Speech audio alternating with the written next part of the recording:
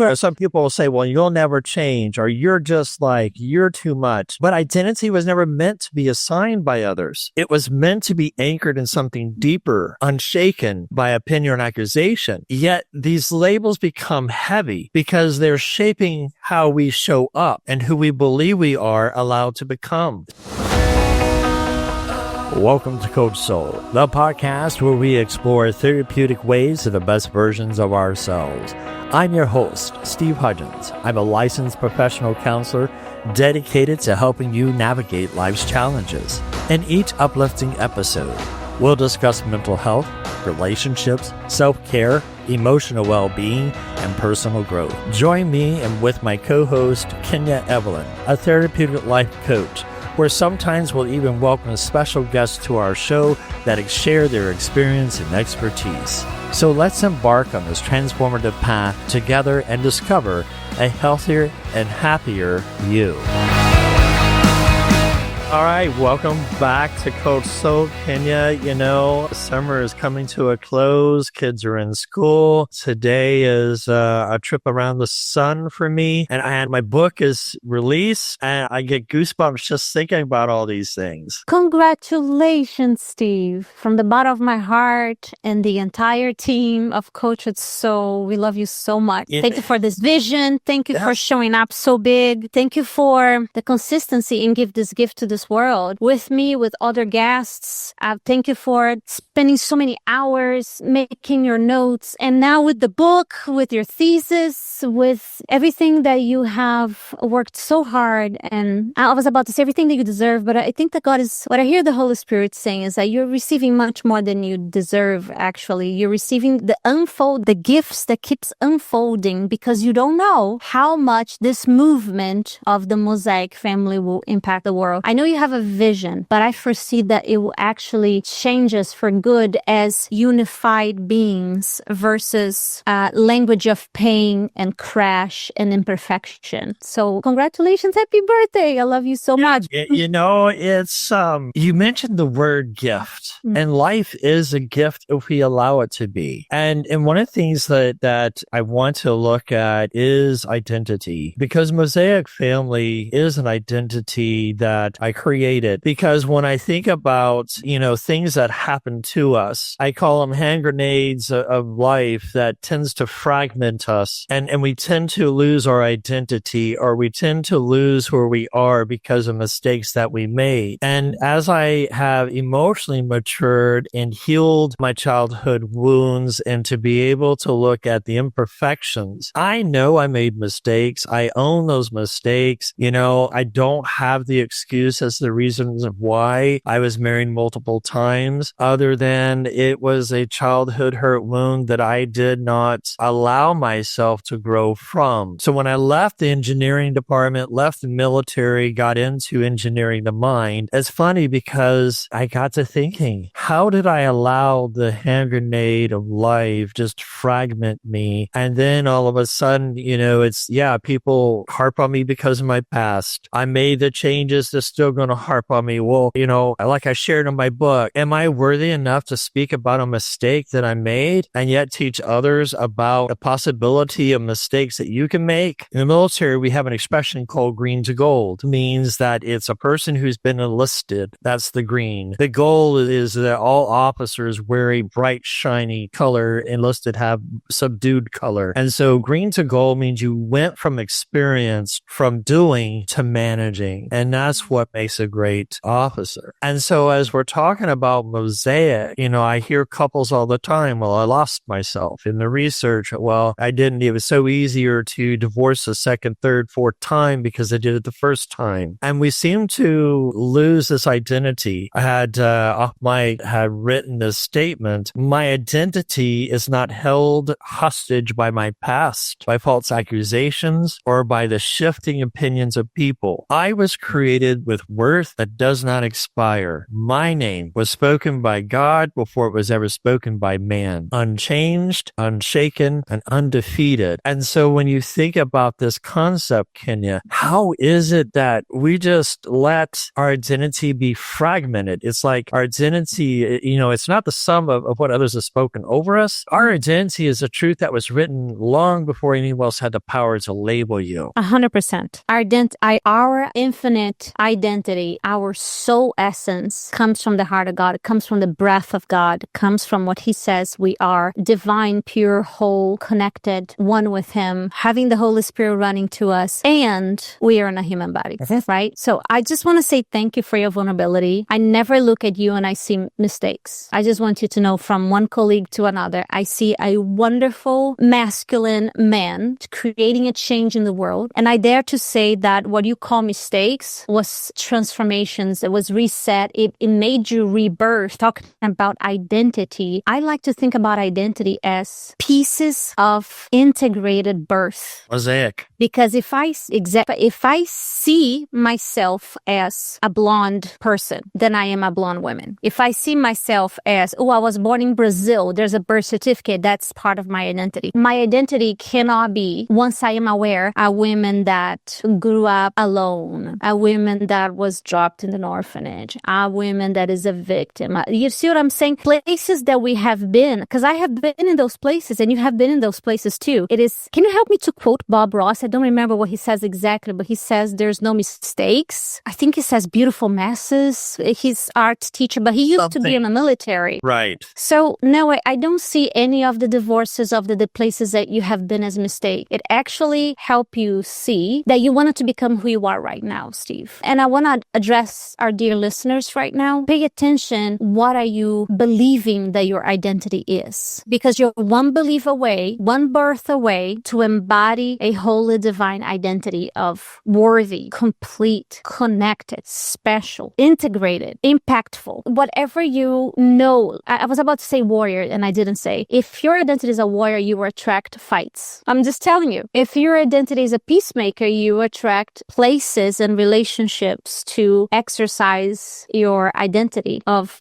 being the one that integrates, that creates peace. And then that's the thing when, as a faith-based person. When Solomon wrote in Proverbs, protect your heart and what flows from it. When we think about that piece of it, guard doesn't mean I put up a wall and keep everybody out. That's what our childhood hurt wound does. We want to self-sabotage or we want to people please. And what I find interesting is that we lose sight of who we are when we carry what others say about us as truth. Because some people will say, well, you'll never change, or you're just like, you're too much. But identity was never meant to be assigned by others. It was meant to be anchored in something deeper, unshaken by opinion or accusation. Yet these labels become heavy because they're shaping how we show up and who we believe we are allowed to become. So what pond are you in? Is it clean? Is it dirty? Is it muddy? I think it's, when we get these labels we get assigned to, then we start performing. I'm the fixer, I'm the caretaker, or whatever. And they confuse our roles with who we are. Yeah. And the beauty is the awareness. I just really want to celebrate your life, saying the awareness that you have today, that every place that you have been is gold. And now with the book coming up and now with the movement, I don't see the book as a book. I see as a manual for a movement. Because when I think about Mosaic, I think about painting. I think about art. I think about beauty, even prettier than before, more wise, more humble,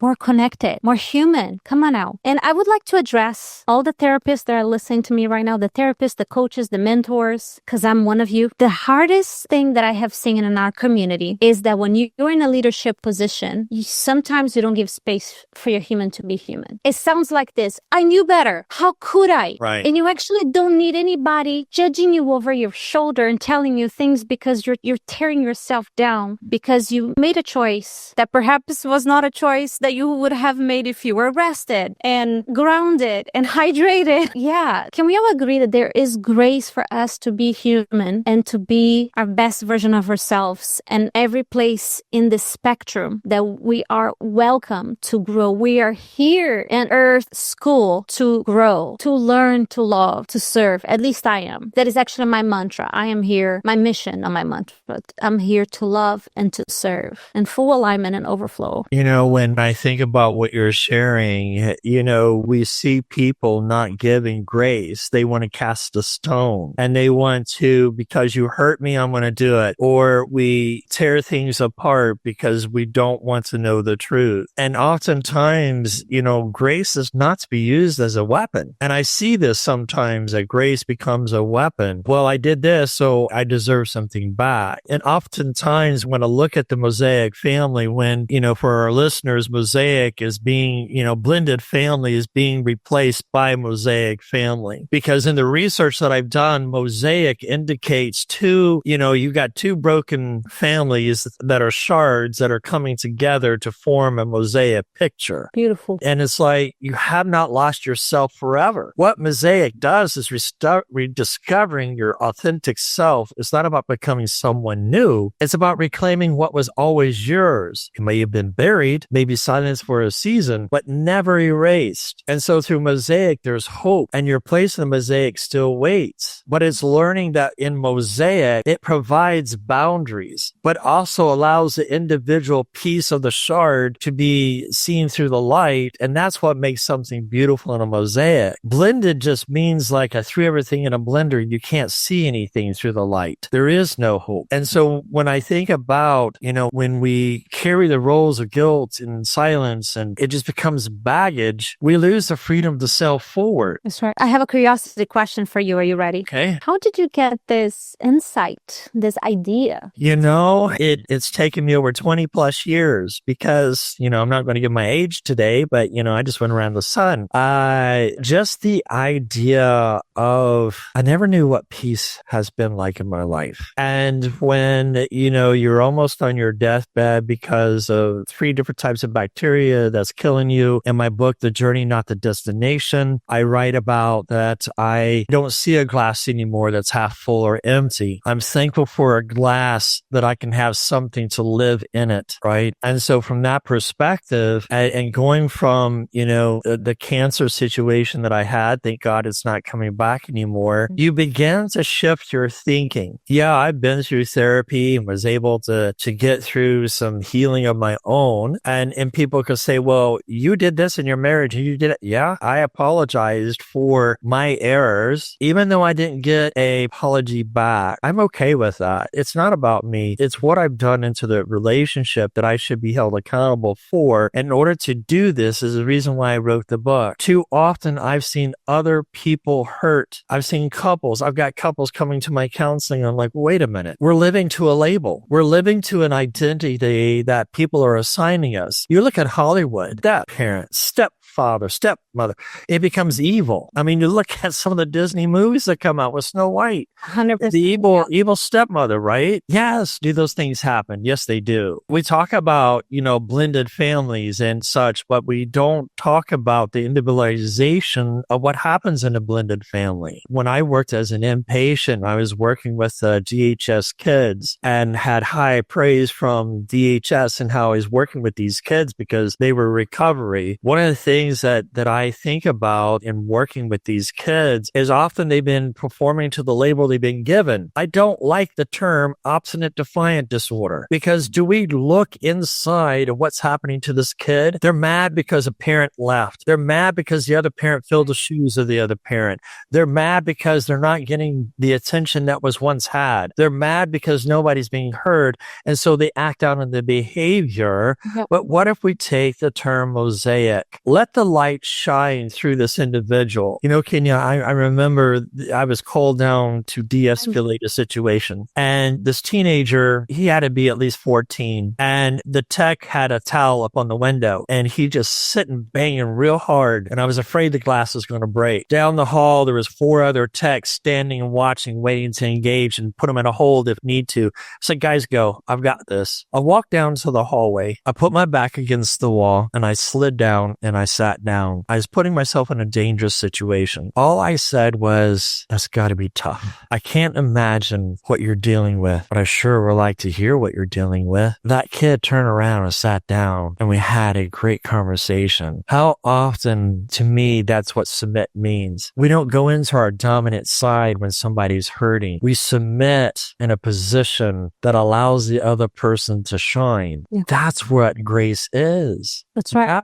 That helps our identity to fly and to shine. And when you think about a mosaic, yeah, it has boundaries. But I look at, I've been to Westminster Abbey before it caught on fire. That's in part of my book too. And I'm thinking about how beautiful this mosaic was preserved. It's about time we start preserving not only the identity of family, but glorifying the light that can shine through a mosaic family. That's right. So, Steve, I'm so proud of everything you're sharing. As your personal friend, I see frequency of your voice when you speak and the way you hyper-focus with your eyes when something is really important. And I can honestly tell you that you're saving lives right now. Because what I hear you saying is, number one, you call mistakes. It actually, this version of you, and you can offer that in complete integrity to every one of our listeners and to everyone that reads your book. This is your next level. Is it a mistake or is it the wisdom they extract that actually help you found yourself? Because I tell you what, something tells me that before the divorce happened, the person already lost her identity. He lost his identity. So you jump to another marriage.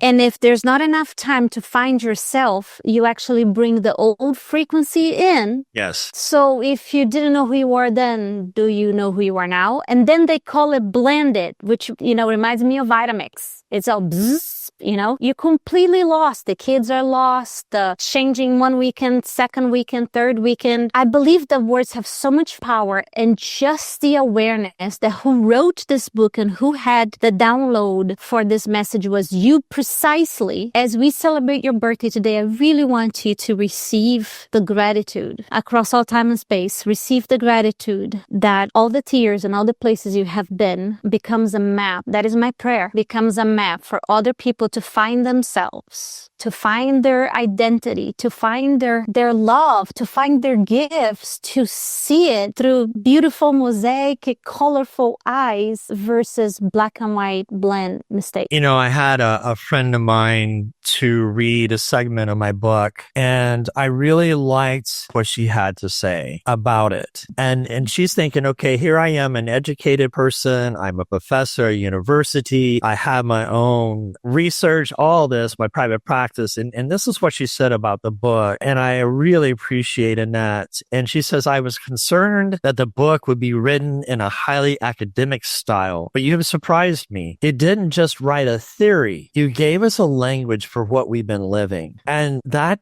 it impacted me, because how often do we hide where we've been? But if we can share it out of love and grace for others, how much more can we impact? And to me, that's what a mosaic does. Impacts you because of the colorful rays of the sun that come through it. I recognize that I have playful. Yeah. I recognize I had an attachment style that was anxious, because I'll discuss it through my book. It's weaved through it. And, but how did I get to a secure attachment? And that's where I really dug into having a sabbatical before dating again. It's been almost a little over 7 years that I've been married. And so it's like, okay, I poured myself into my doctorate, my research, because I really wanted to highlight the gift that we shouldn't be labeling ourselves blended anymore. We should be looking at a mosaic family, whether it's an attacked family or a family that has been shattered. It's a mosaic family. It's a mosaic life, because if we allow the shards to become a picture, then we can see ourselves not broken. So I appreciate